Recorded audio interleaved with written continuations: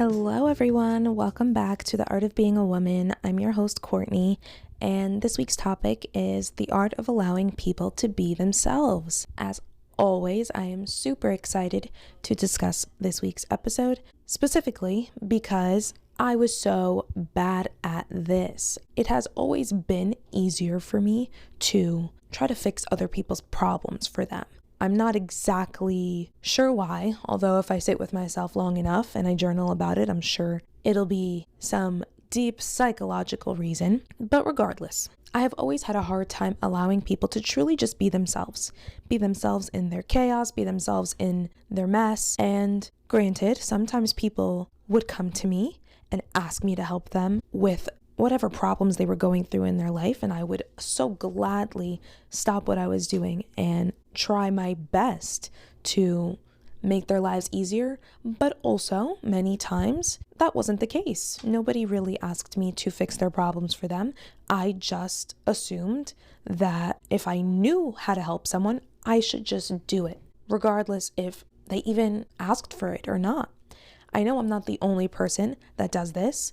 I've definitely been on the receiving end of this where someone is trying to help me or they think they're trying to help me and they're not. So I look forward to getting into this topic more in depth so that regardless if you are someone that is similar to me and you are usually that problem solver, friend, family member, you get a new perspective and you have an easier time allowing people to be themselves. And you understand why it's so important to allow people to be themselves, not just for your own benefit, but for their benefit as well. The 4 steps that I'm going to get into are from my Instagram account and my Threads account, as she is Artfully Woman. If you are not following me there, please do. I would love to have you. And without further ado, let's get into the 4 steps. Step 1, know that people don't need rescuing. Step 2, understand that advice is not a shortcut to growth. Step 3, let people make their own choices. And step 4, remember your purpose is not to fix others. Let's get straight into step 1, know that people don't need rescuing. Before I ever took a real honest look at myself in the mirror and realized how much I was getting involved in other people's problems, I truly believed that people needed rescuing. Because part of our human nature is that we all have blind spots. There's things about ourselves that we have sharp awareness about, but then there's things that we truly cannot even see, and we're blind to them, which is normal. But we don't have blind spots when it comes to other people's character and their blind spots. We are very well aware of what other people are doing right, meaning we understand their strong characteristics and their strong personality traits, but we also can clearly see their limitations and the things that they are doing that are holding them back. And this doesn't necessarily make us judgmental. It's just something that we can easily pick up on because we're not them.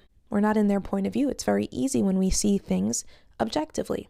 So many times when we are that helper friend or that mom friend in a group, we almost naturally try to prevent chaos and problems in other people's lives because why not? If we can see their blind spots and we can see where they need help or what's holding them back, we can either step in to prevent them from making mistakes, quote unquote, or we can just prevent them from feeling hurt, feeling pain. But the most beautiful spiritual lesson I've ever learned, and maybe that's an exaggeration because I feel like I've learned so many beautiful spiritual lessons. Regardless, one of the best things I've ever learned in my life so far has been that chaos, pain, suffering, challenges, they are all a part of the process of becoming who we're meant to be. If we were to reflect back on our lives right now and think about some of the most toughest challenges that we've ever faced, as shitty as it was, it really built character. It really gave us personality traits that cannot be bought. It gave us wisdom, and it allowed us to have this inner strength when we move through life. And it honestly doesn't matter what the challenge is, what the pain was caused by. It all ends up having that potential to build our character and build us up. Obviously, we have free will. Some people go through a lot of pain and chaos and challenges, and they don't make the most out of it. They get stuck in it. They get stuck in the pain, stuck in the chaos, and they kind of drown in it for a long time. But honestly, it doesn't matter how long it takes. What matters is that the pain, the challenge, the chaos does its job, and it wakes you up and it makes you change something about yourself so that you can grow and you can elevate into a higher, more evolved version of yourself. Obviously, this isn't something that everyone is highly aware of, but I believe once you do become aware of it, it becomes easier to really detach from other people's pain and detach from other people's problems. Perhaps you're an empath, perhaps you're highly intuitive and you're very compassionate by nature, and feeling the pain of other people is very uncomfortable for you. I know that that's how it used to always feel for me. I couldn't stand seeing the people I loved be in pain, and I would do anything and everything in my power to prevent that, regardless if they even asked me to help them with that or not. But it honestly said a lot about me at that time. I had difficulty sitting with my own pain and accepting that it's a part of a process, and I am being forced to grow and change in a certain way. Once I started taking a step back and not rescuing other people when they're going through it, I was able to do the same thing for myself. I was able to allow myself to experience pain, experience challenges and discomfort without rushing to fix it and get rid of it, because ultimately it has a purpose. There's a spiritual concept that I think it's important for everyone to know. All of our lives operate under cause and effect, and there's just no escaping it. So when we have chaos and drama in our own lives, it's a result of times where we contributed to chaos and drama. Whether it was in other people's lives, whether it was towards ourselves, perhaps we self-sabotaged, and it's just coming back to us full circle so that we can take accountability for our actions and move forward, which is great. But this applies to everybody else in the world. When other people are going through their own chaos and their drama, it's a result of something that they have done in their own lives. And they have to also deal with their pain and their challenges themselves. Otherwise, they're going to stay stuck in it for much longer than they need to. It is truly an act of love to allow someone to go through their problems by themselves, because ultimately they will be able to learn that they can get themselves out of any situation, out of any pain, all on their own. Step 2, understand that advice is not a shortcut to growth. This is something that I really did not understand for a long time. I think this might have been the hardest thing for me to learn out of all 4 of these steps, because I am definitely someone that will just spew advice without thinking about if the person wanted any, which can be very annoying. I know that when I'm on the receiving end of unwanted advice, I just feel like the person giving the advice is not necessarily talking to me, they're talking at me. I also do appreciate advice from people. I'm not saying that I feel that way about all types of advice, but I feel like I've definitely been that person that was talking at people and not really considering if the other person wanted to hear my thoughts and my opinions on what they should be doing to improve their life or improve a situation that they were in. But ultimately, what got me out of that was learning and accepting that even if you give the best piece of advice to someone and you give them a step-by-step guide on how to get through whatever they're going through, it still doesn't mean that it's going to work for the other person. Because as we discussed in the last step, you have to be able to pull yourself out of whatever it is you're going through. You have to create that change within. The solution is never going to come from outside of you. And that's sort of where many of us get stuck when we do go through challenges in life. We think that someone else outside of us can help us, guide us, give us the best advice on how to improve our life. But truly, we have all the information that we need within. And if we give ourselves an opportunity to really sit and brainstorm and think our way through whatever it is that we're going through, the answer usually comes to us pretty quickly, but it's only when we understand that we have to make a difference and we have to change something. Until we get to that point where we admit that we need to change, we can just be in denial with our problem, with our pain. That's why advice doesn't always work. Advice would only work if the person asked for it and they're truly open to changing, which again is still an internal process. It has nothing to do with the advice that's being given. I know that I've had times in my life where I was so open to someone's advice, and when they told it to me, it felt like I was remembering something that I already knew.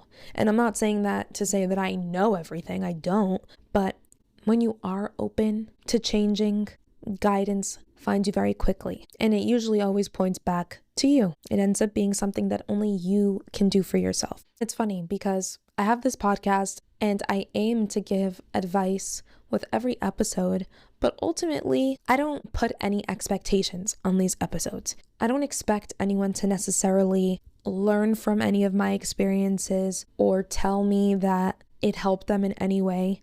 Obviously, those are bonuses and that's great. And it's definitely a healing feeling to know that me expressing myself has helped someone else. But ultimately, the things that I'm talking about here, I feel like are things that we all know already, or we're all eventually going to know and find out at some point in our lives. I just wanted to start this podcast so that whenever someone does click on an episode, they know that they're not alone. You're not crazy for going through whatever it is you're going through. You're not thinking too deeply about certain things in life. Life is deep.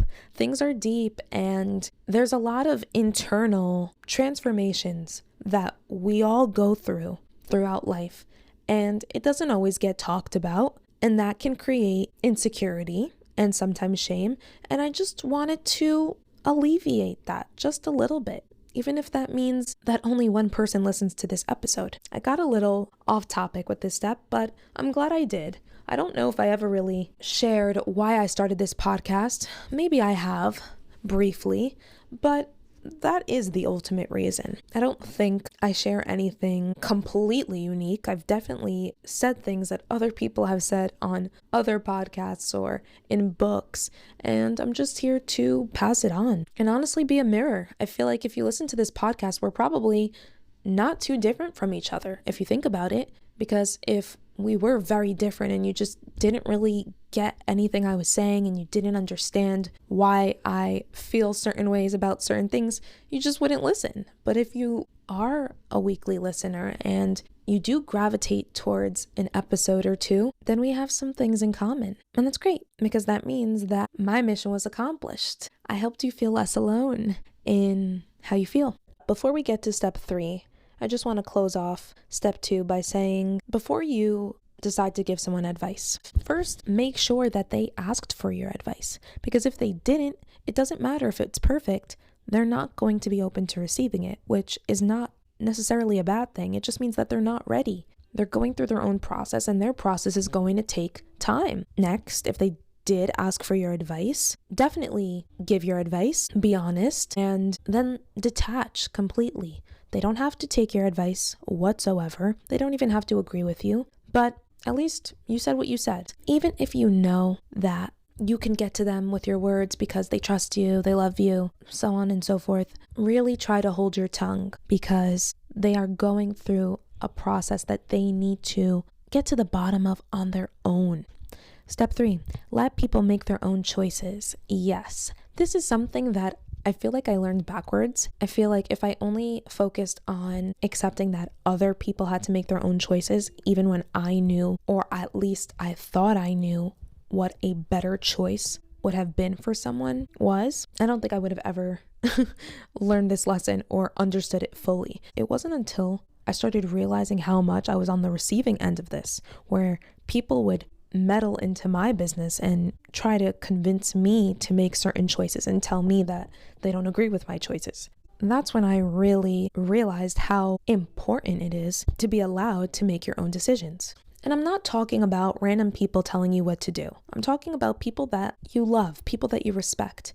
It's those people that we know ultimately, if we make a decision in life, we want to be supported. We don't necessarily want to be convinced that we're doing something wrong. We don't want to be talked out of it. And when someone does that, it creates distance in the relationship because it almost feels like the other person doesn't trust us to make our own decisions and live our life in a good, fulfilling way. So it applies the other way around. When we have someone in our life that's going through it, they have a problem, they have chaos going on in their life, and we give our advice, we suggest what we think they should do, it's almost like we don't trust them to lead their own lives and lead themselves, which can ultimately have some negative consequences down the line.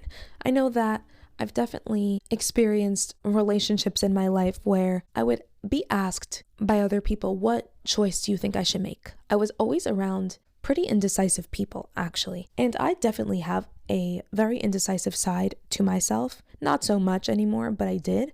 But I also have a very decisive side of myself. It's weird that both exist at the same time. There are just some things I'm very serious about, and there are certain things that I'm just not. But it was in those relationships where the other person was very indecisive and they did want me to make a lot of choices for them, where they never felt confident enough to make decisions on their own. And it was almost like they were a puppet and I was telling them how to live their life. And that doesn't mean that they were incapable of living their life. Of course not. They're just as capable as me. They just didn't trust themselves enough to do it. And that is dangerous. I don't want anyone to feel like they're incapable of living their own life. I want them to have confidence and trust in themselves so that no matter what choice is presented to them, they own it and they figure it out. And if it doesn't work, they take responsibility for the fact that it didn't work and they try something else, because that's really what we're all doing in life. We never really know if we're making the right, best choice in our life. We just try our best. And if it wasn't great and we're not happy, we pivot. If you do have someone in your life that is that type of personality where they really do come to you for advice and they always feel like they need you to weigh in on the choices that they make, really consider not telling them what you would do if you were them. Instead, help them form their own decision on their own so that they can end up trusting themselves more and building more confidence from within. Step 4, remember your purpose is not to fix. If you are someone that is the mom of the group, the responsible friend, this step is especially for you. Or I would say eldest daughters as well. I know that everyone's family dynamic is unique, so I can't assume that all eldest daughters experience this, but I believe many of us do. I'm an eldest daughter, and my experience growing up in my house was very much the fixer, the helper. I was the second mom in the house, and I honestly loved it. Maybe I didn't love it in the beginning, but because I didn't have a choice, I ended up loving it, and it became my identity. It became something that I was good at, and therefore I was very proud that I can handle anything and deal with any chaos, so to speak. But I ended up carrying that personality, that identity that I was so attached to, and I brought it into my friendships because at home I felt so valuable and important because I was always that person that would fix things when things went wrong, or if there was chaos, I was the one to alleviate it. So I assumed in all my other relationships, romantic and platonic, that I should be doing the same thing. I should be proving myself through making sure that the people that I'm with don't go through chaos. I'll fix all their problems and they'll be so much happier. I didn't realize that I was doing it because it was an ego thing. It was something that I was attached to. It took a lot of accountability and maturity to really call myself out on that and really dial it back. I stopped fixing other people's problems. I even had to say no to fixing other people's problems when they asked me. It's really retiring from this job that I gave myself that doesn't even pay me respectfully. I will definitely give advice if someone asks me, but I will never tell someone what I think they should do because I don't want them to do what I would do. I want them to do what they think they should do. They could be two different answers and both be correct. And I leave it at that. Before I wrap up this episode, I just had a thought occur to me, so I feel like I should speak about it. I feel like sometimes we can be in some sort of codependent type of relationship where we are the organized one. We are the person with the plan. We are the person with all the solutions. And we are in a relationship with someone that really depends on us, or at least they rely on us when shit hits the fan in their life, or they're just going through something stressful. Obviously, on a certain level, that is what relationships are for. We support each other when we are going through a difficult time. But just know that it's not your responsibility to take on the load of what someone else is going through. That's not helping them, because then they're always going to put the load on you. And you already have your own baggage and your own load that you need to deal with, even if you think you don't. Perhaps your life is chill, so when someone else goes through something, you don't mind to really just help them out and make their life easier. But our responsibility is never to fix other people's problems. It's only to work on our own. Many times, when we are so quick to help other people and fix other people's problems for them, it's because it's an escape.